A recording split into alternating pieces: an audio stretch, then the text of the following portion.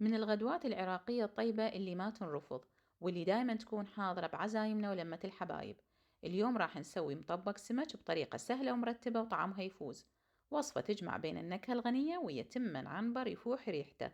فخلونا نصلي على محمد وآل محمد ونبدي هالوصفة خطوة بخطوة.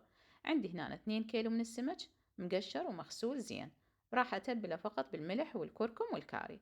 فعندي ملعقتين طعام من الملح وملعقة صغيرة لكل من الكركم والكاري. أخلط هذه المواد الجافة وراح أتبل بيها السمك.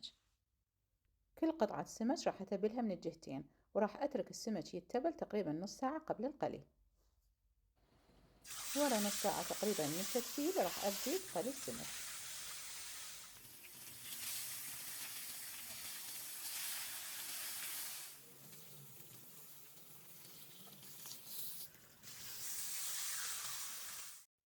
بمقلاة راح أخلي مقدار من الزيت اللي قليت بيه السمك، وراح أخلي بصلة كبيرة الحجم مقطعتها ناعم. راح أقلب البصل على حرارة متوسطة إلى أن يذبل.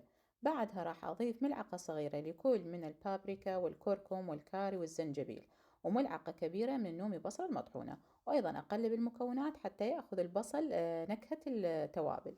وهسه راح أضيف كوب من الكشمش وأقلبه ويا بقية المكونات. وهاي الخطوة اختيارية، اللي ما يحب الكشمش لا يضيفه.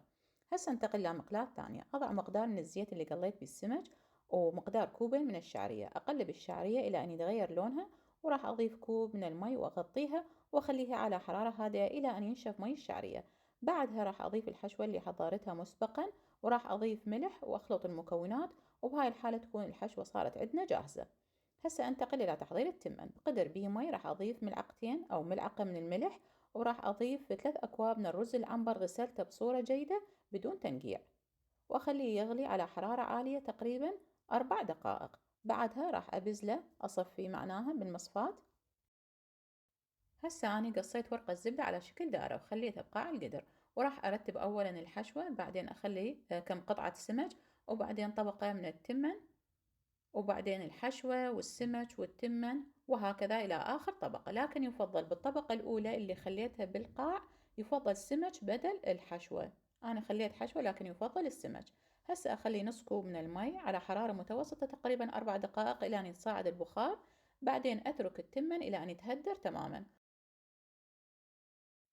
وهيج صارت عندنا أكلة عراقية فخمة، مناسبة للعزايم ولمة الأهل، وطعامها يشهد لها. جربوها بنفس الطريقة وكتبوا لي شنو رأيكم بالنتيجة، وألف عافية عليكم.